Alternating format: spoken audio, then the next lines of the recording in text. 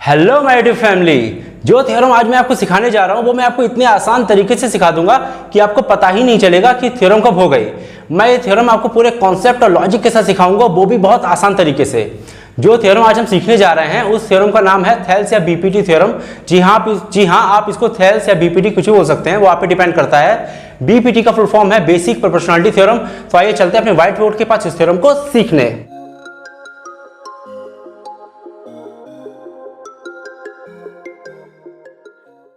अब जो कॉन्सेप्ट मैं आपको बताने जा रहा हूं इस थ्योरम के लिए मोस्ट इंपॉर्टेंट है, तो प्लीज यहां पे कोई भी वीडियो स्किप ना करें, वरना इसके बाद में थ्योरम समझ में नहीं आएगी। आइए देखते हैं क्या कॉन्सेप्ट है।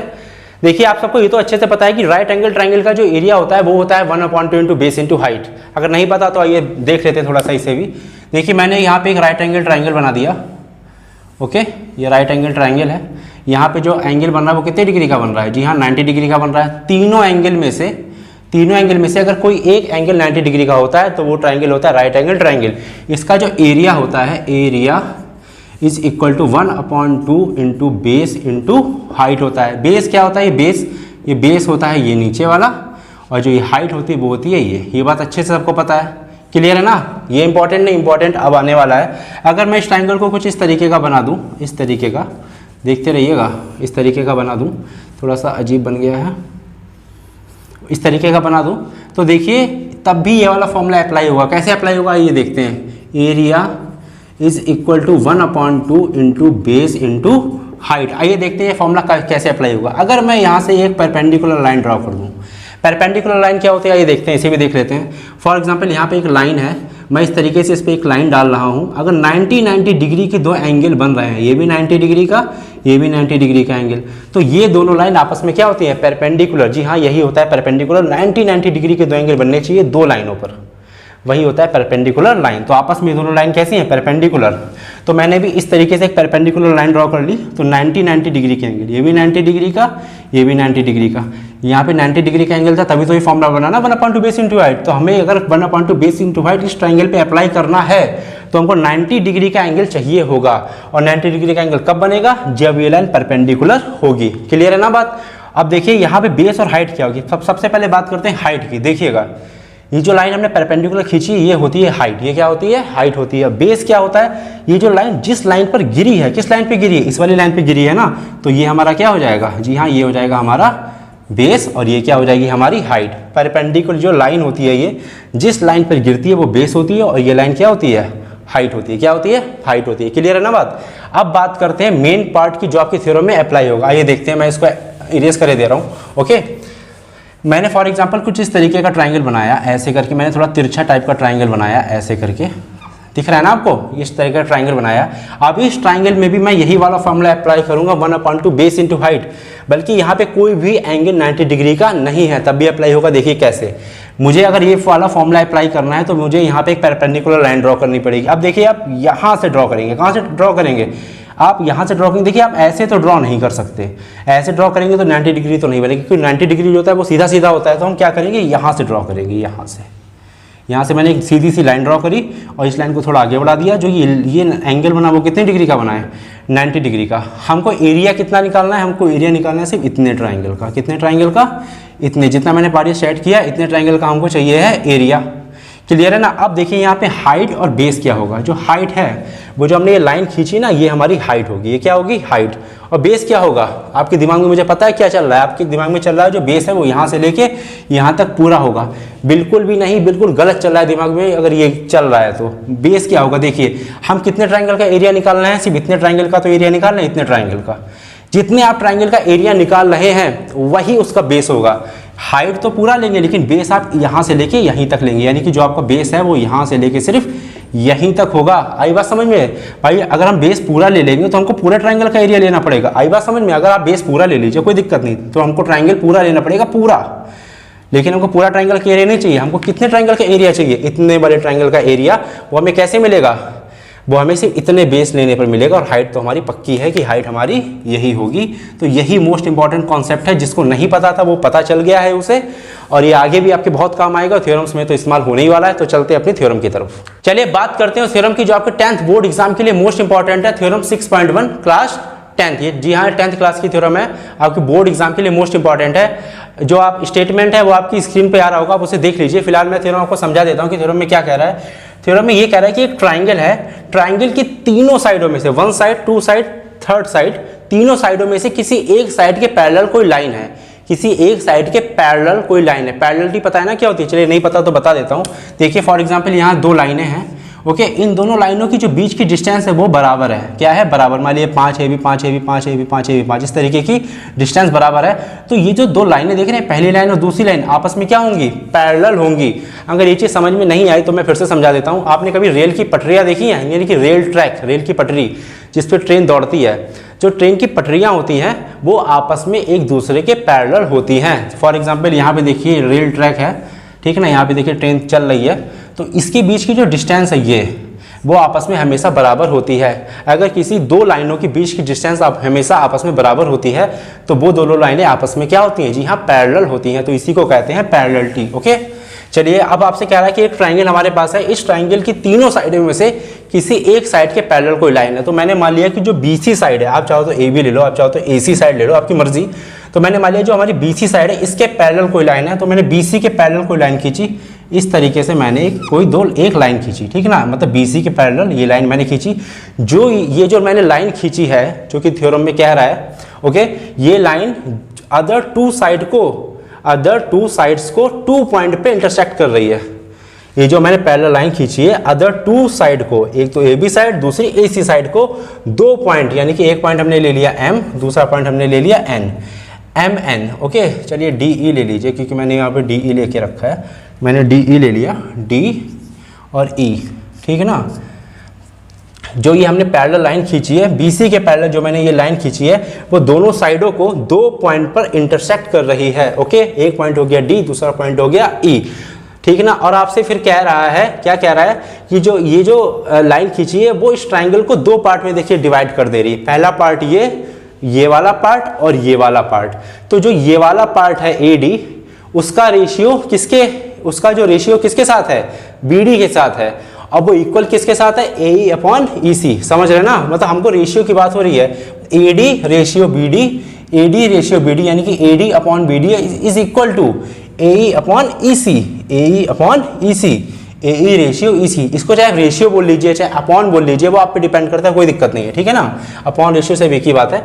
तो AD upon BD is equal to AE upon EC, चाहे CE, कुछ भी बोल लीजिए, ठीक है ना। तो आपको ये चीज प्रूफ करवा रहा है, आपको ये स्टेटमेंट प्रूफ करना है कि ये अपॉन ये इज इक्वल टू ये अपॉन ये। अगर ये बात समझ में नहीं है तो मैं आपको समझा देता हूँ। फॉर एग्जाम्पल जो AD है वो हमारा 5 है, जो BD है वो हमारा 6 है, तो जो AE है वो भी 5 होना चाहिए, और जो हमारा EC है वो भी हमारा 6 होना चाहिए, यानी 5/6 और 5/6। तो मतलब इनका जो रेशियो है हमेशा आपस में क्या होता है? बराबर होता है, यानी कि 5/6, 5/6 इज इक्वल टू 5/6, यानी ये नंबर और ये नंबर आपस में बराबर होने चाहिए, ठीक ना। तो यही हमारी थ्योरम में प्रूफ करवा रहा है। तो चलिए देखते हैं, फटाफट से प्रूफ करते हैं इस थ्योरम को। आपको स्टेटमेंट तो समझ में अच्छे से आ गया ना। स्टेटमेंट में क्या कह रहा है, देखिए हमको गिवन क्या है, हमको गिवन ये है जो BC है वो किसके पैरेलल है?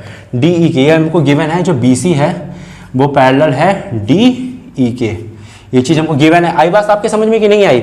जो BC है वो किसके पैरेलल है? DE के पैरेलल है, BC पैरेलल है DE के, ये हमको गिवन है। अब देखिए हम इस क्वेश्चन में क्या करेंगे। देखिए इस क्वेश्चन को करने के लिए हमको कंस्ट्रक्ट करना बहुत जरूरी है।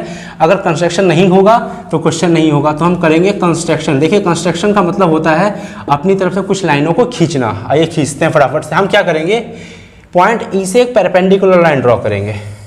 मैंने क्या करा, पॉइंट E से एक परपेंडिकुलर लाइन ड्रॉ की। अगर ये परपेंडिकुलर लाइन है तो 90 डिग्री के एंगल बनाएगी, मैंने भी आपको समझाया। तो फॉर एग्जांपल मैंने इसे ले लिया M पॉइंट। क्या ले लिया? M।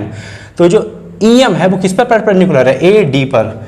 जो EM है, EM इस परपेंडिकुलर, ये परपेंडिकुलर का साइन होता है, क्लियर है ना। ये पैरेलल का साइन होता है, परपेंडिकुलर का साइन होता है। तो EM परपेंडिकुलर AD, क्लियर है ना। ये हमने कंस्ट्रक्ट किया है। तो यहाँ पे आप लिख लीजिए लेट अस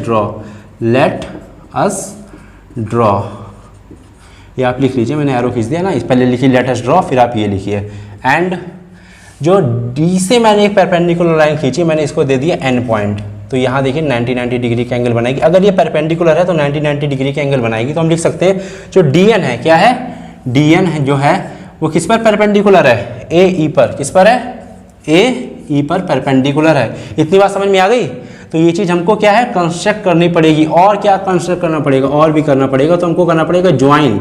हमको क्या ज्वाइन करना पड़ेगा, सी डी। क्या ज्वाइन करना पड़ेगा, सी डी।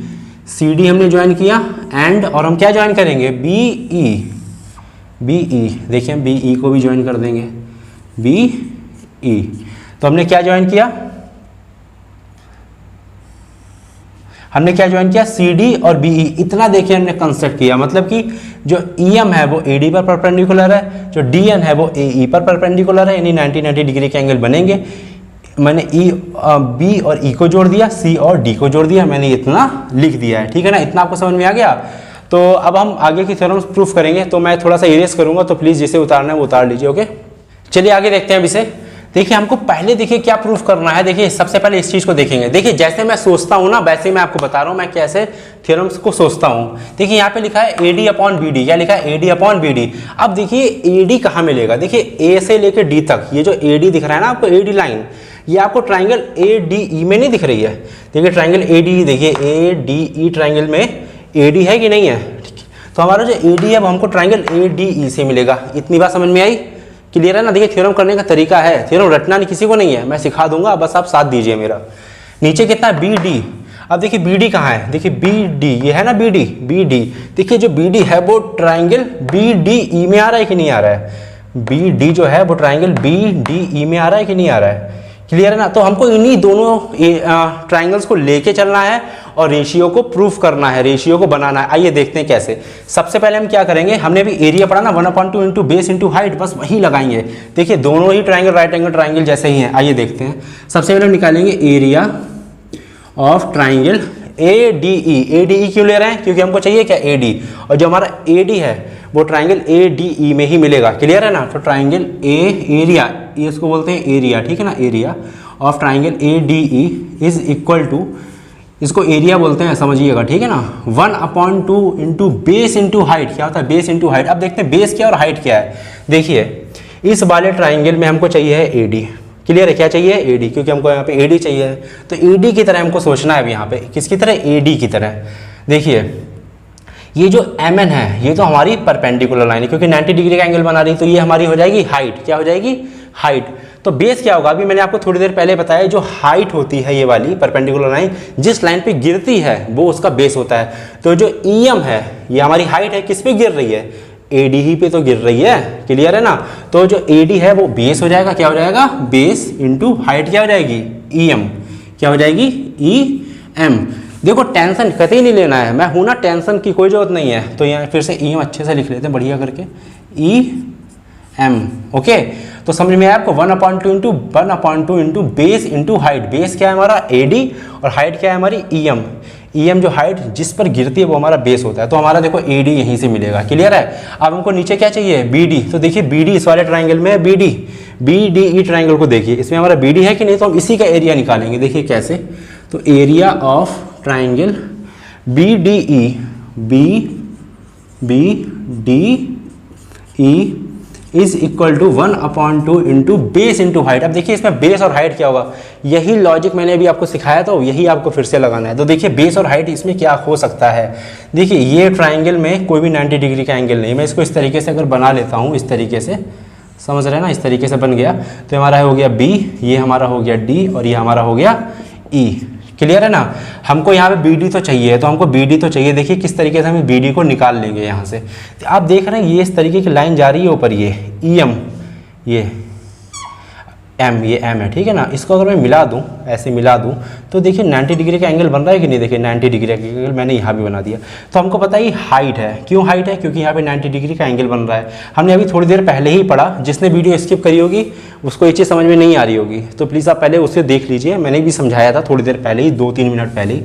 तो देखिए, तो ये हमको इतने ट्राइंगल का एरिया चाहिए। कितने ट्राइंगल का एरिया, देखिए ना, कितने ट्राइंगल का एरिया चाहिए, area of triangle B D E, B D E. तो हमारा जो बेस होगा वो क्या होगा, बी डी। क्या होगा बेस हमारा, बी डी, और हाइट हमारी क्या होगी, ई एम। क्या हाइट होगी हमारी, ई एम। आपको बात समझ में आई। कि हमारा बेस तो बी डी होगा। क्या बेस होगा? बी डी, यानी बी से लेके डी तक। और जो हमारी हाइट है वो ई एम, यानी कि ई एम होगी। मैंने इस फिगर को यहाँ बना के रखा है अलग से। ई एम हमारी क्या होगी? हाइट होगी। ये बात समझ में आई कि नहीं आई? कि नहीं आई? क्लियर है ना? पूरा बेस नहीं ले सकते, हमको बी डी ही बेस लेना पड़ेगा, क्योंकि हम इतने ही ट्राइंगल के एरिया निकालना है। इतने ट्राइंगल में बी डी क्या है? हमारा बेस है। हाइट क्या है हमारी? ई एम, इसलिए बेस हो जाएगा बी डी और हाइट हो जाएगी ई एम। आई बात समझ में? Equation number 1 and equation number 2 हम इसे दे देंगे। अब हम क्या करेंगे? दोनों को डिवाइड करेंगे। क्या करेंगे? डिवाइड। तो हम यहाँ पे लिख देंगे डिवाइडिंग बाई इक्वेशन 1 एंड 2। अब इक्वेशन 1 एंड 2 को डिवाइड करेंगे तो देखिए कैसे डिवाइड करेंगे। पहले हम इसको लिखेंगे ओके पूरा, तो area of triangle A D E upon, divide का मतलब अपॉन होता है, इसे लिखेंगे। देखिए लेफ्ट हैंड साइड वालों को लेफ्ट हैंड साइड में लिखेंगे और राइट हैंड साइड वालों को right hand side. Left hand side वाले इक्वल टू इधर लेफ्ट हैंड साइड और इक्वल टू के इधर राइट हैंड साइड। तो इधर लिखेंगे हम सिर्फ लेफ्ट हैंड साइड वाले, तो हमारे लेफ्ट हैंड साइड वाले आ गए। ठीक है ना? बी है ये, ठीक है ना? इज इक्वल टू, अब राइट हैंड साइड वाला, अब देखिए इसके सामने ये है ना, तो हम इसके सामने यही वाला लिखेंगे, इसके वाला 1/2 into A D into E M upon, इसके सामने इसका वाला लिखेंगे, तो देखिए इसके सामने हम इसका वाला ही लिखेंगे 1/2 into B D into E M. ये बात समझ में आ रही है? डिवाइड में क्या? डिवाइड में कुछ नहीं, बस हमने यहाँ पे एक लाइन खींची, यहाँ पे एक लाइन खींची और कुछ नहीं हमने चेंज किया। आप चाहे देख सकते हैं। ओके, हमने 1/2 से 1/2 काट दिया, ई एम से ई एम काट दिया। तो अब देखिए हमारे पास बचा क्या, आइए देखते हैं हमारे पास क्या बचा। Is equal to,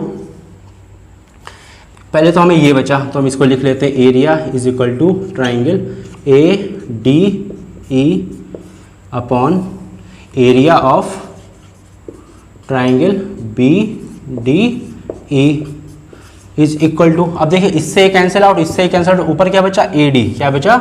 A D, और नीचे क्या बचा? बी डी, क्या बचा? B D. देखिए हमारा एक पार्ट देखिए आ चुका है। क्लियर? अब हमको दूसरे पार्ट के लिए सेम वही काम करना है। आइए देखते हैं किस तरीके से। तो मैं ऐसे इक्वेशन नंबर 3 दे देता हूं, तो मैं इसे इरेज करने जा रहा हूं, जिसको उतारना है उतार सकता है। ओके, चलिए हमारा पहला पार्ट तो प्रूफ हो गया, A D upon B D, A D upon B D. अब हमको प्रूफ करना है ए ई अपॉन ई सी। अब देखिए इसे कैसे प्रूफ करेंगे? जो हमारा ए ई है, ए ई, वो देखिए ट्राइंगल ए डी ई में ही आ रहा है। ए डी भी हमारा ट्राइंगल ए डी ई में आ रहा था, ए डी, और जो हमारा ए ई है वो भी ट्राइंगल हमारा ए डी ई में आ रहा था। तो हमको फिर से एक बार ट्राइंगल ए डी ई लेना पड़ेगा। क्लियर है ना? उसके बाद क्या है हमारा यहाँ पे ई सी, ई सी, देखिए ई सी जो है हमारा ट्राइंगल सी डी ई में आ रहा है कि नहीं आ रहा? ट्राइंगल सी डी ई देखिए उसमें ई सी आ रहा है। तो हमको यही दोनों ट्राइंगल लेना है। अब देखिए कैसे इन दोनों का एरिया निकालेंगे, तो area of triangle A D E is equal to 1/2 into base into height. तो देखिए बेस क्या हो जाएगा इस वाले ट्राइंगल की, हम क्या कौन सी हाइट लेंगे? हाइट लेंगे हमारी डी एन, और डी एन जो हाइट है, क्योंकि हाइट है भाई 90 डिग्री के एंगल बन रहे हैं, तो हाइट है, तो किस पे गिर रही है ये?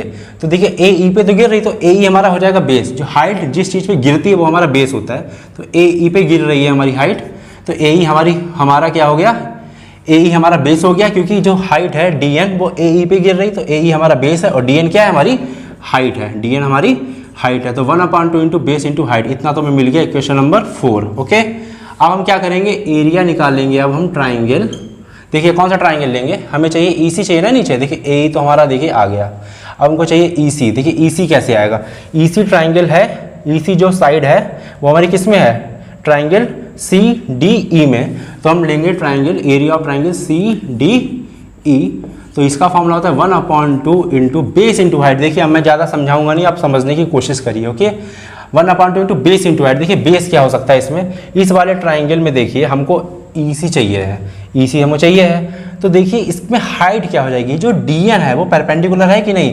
तो हाइट है जब हमारी हो जाएगी डी एन, और बेस क्या हो जाएगा हमारा? ई सी। बेस क्या हो जाएगा हमारा? ई सी। तो 1/2 इंटू बेस इंटू हाइट क्या हो जाएगी? जो परपेंडिकुलर की लाइन जा रही है। क्लियर है ना? बात समझ में आई कि नहीं है? मैं समझाऊँ ट्राइंगल बनाकर? चलो फिर से देख लो यार, ट्राइंगल बनाकर समझा दे रहा हूँ। देखो ये डी है, ये सी है और ये ई है। हमको चाहिए ई सी। क्या चाहिए? ई सी। ई सी चाहिए तो हमें यहाँ से मिलेगा। अब देखिए इसमें कोई भी एंगल 90 डिग्री का नहीं है, लेकिन ये जो लाइन जा रही है डी एन, डी से लेके एन तक, ये एन है, इसको हम ज्वाइन कर दे रहे हैं, तो बन गया हमारा ई NE, ठीक है ना। तो ये हमारा 90 डिग्री का एंगल बन रहा है। क्लियर, अभी हमने कंस्ट्रक्ट किया था ना, कंस्ट्रक्ट किया था, तो 90 डिग्री का एंगल बन रहा है। तो हमें एरिया तो इतने पार्ट का चाहिए ना, सिर्फ ट्राइंगल CDE पार्ट का एरिया चाहिए। तो हमारा बेस क्या हो जाएगा, EC, क्या बेस हो जाएगा हमारा EC, और हाइट क्या हो जाएगी हमारी DN हाइट क्या हो जाएगी, क्योंकि हम यहाँ पे 90 डिग्री का एंगल सिर्फ यहीं पे बन रहा है और कहीं पे नहीं बन रहा है, तो हमारी हाइट हो जाएगी DN। क्या हो जाएगी हाइट DN। अब आपको बात समझ में आई कि नहीं आई, DN। Okay, equation number 5। अब फिर से हम क्या करेंगे, डिवाइड। तो हम यहाँ पे लिख देंगे डिवाइडिंग बाई इक्वेशन 4 एंड 5। ज़्यादा थ्योरी नहीं लिखना है, ठीक है ना। और डिवाइड देखिए क्या रहेंगे, तो क्या हो जाएगा डिवाइडिंग में, मैं यहीं पे कर दूँ डिवाइड, क्या, चलिए हटाओ, मैं कर ही दे रहा हूँ। Okay, triangle ADE upon area of triangle CDE। आई बात समझ में, लेफ्ट हैंड साइड वाले लेफ्ट हैंड साइड और राइट हैंड साइड वाले अब राइट हैंड साइड हम लिखेंगे। डिवाइड करें तो अपॉन का साइन, हमें अपॉन का तो लगाना ही पड़ेगा नीचे, AE into DN, 1/2 into A into DN upon 1/2 into EC into DN। अब देखिए इससे कैंसिल आउट, इससे ये कैंसिल आउट, तो बचा क्या हमारे पास, AE अपॉन EC। तो area of triangle ADE upon, यही चीज़ मैं फिर से लिख रहा हूँ, ठीक है ना, यही चीज़ मैं फिर से लिख रहा हूँ, area of triangle CDE is equal to, सब तो कैंसिल आउट हो गया, क्या बचा ऊपर AE और क्या बचा हमारे पास EC। तो देखिए हमारे पास इक्वेशन नंबर ये बनी थी 3rd, ये क्या बन गई 4th इक्वेशन। आई बात समझ में कि नहीं, देखिए ये भी हमारा निकल आया। अब हम इन दोनों इक्वेशंस के साथ थोड़ा सा खेलेंगे और हमारा आंसर देखिए चुटकी में आ जाएगा। तो जिसको उतारना है उतार लीजिए, मैं थोड़ा सा इरेज करूंगा। ओके, देखिए equation number 3rd and equation number 6 से हमको इतना मिल चुका है, ठीक है ना। अब हमको क्या करना है, इन दोनों को इक्वल करना है, तभी तो भाई ये प्रूफ हो पाएगा ना। अब ये वाला और ये वाला इक्वल देखिए कैसे करेंगे। देखिए आपने क्लास 9th में एक ट्राइंगल की प्रॉपर्टी पढ़ी होगी, आइए बताता हूँ क्या होती है। देखिए फॉर एग्जाम्पल ये दोनों लाइन आपस में पैरेलल है, क्या है, पैरेलल लाइन है। इन दोनों पैरेलल लाइंस पे हमने क्या करा, 2 ट्राइंगल्स खींचे। एक तो ट्राइंगल हमने कुछ इस तरीके का बनाया, दूसरा ट्राइंगल हमने कुछ इस तरीके का बनाया। ओके, तो ये प्रॉपर्टी ये कहती है कि अगर 2 पैरेलल लाइंस, पहली पैरेलल एंड मतलब ये दोनों आपस में क्या है, पैरेलल लाइंस हैं दोनों आपस में। अगर 2 पैरेलल लाइंस के बीच जो ट्राइंगल्स होते हैं, बनते हैं, मैंने यहाँ पे 2 ट्राइंगल बनाए हैं, मान लिया 2 ही ट्राइंगल हैं, तो ये जो 2 ट्राइंगल्स बने हैं, इन दोनों का एरिया हमेशा बराबर होता है। ये कहती है आपकी ट्राइंगल की प्रॉपर्टी। देखिए किस तरीके से कहती है कि मैंने एक पैरेलल ये खींची, एक पैरेलल ये खींची। अब 2 नीचे वाली आप पैरेलल लाइन देख रहे हैं, तो दोनों ट्राइंगल का बेस इस पैरेलल लाइन पे है कि नहीं है। आप बताइए कि जो ये बेस है हमारा पास, ये जो लाइन है नीचे दिख रही है, तो दोनों ट्राइंगल इसी पे तो खड़े हैं, इसी पे टिके हुए हैं दोनों ट्राइंगल। आप देखिए मैं इनके पैरों की बात कर रहा हूँ, देखिए ये जो लाइन है, दोनों ट्राइंगल इसी पर ही तो खड़े हैं, तो दोनों ट्राइंगल का बेस सेम है कि नहीं है। ऐसा तो नहीं कि भाई एक ट्राइंगल हवा में लटका हुआ है, नहीं, दोनों ट्राइंगल अपने पैर जो हैं वो इसी बेस पे जमाए हुए हैं, तो दोनों ट्राइंगल का बेस सेम है, बेस सेम है। और जो दोनों के बीच जो पैरेलल लाइन है वो भी तो सेम है। ऐसा तो मैंने नहीं बनाया, देखिए मैंने ऐसा नहीं बनाया है, मैंने देखिए ऐसा नहीं बनाया, ये नहीं हो सकता।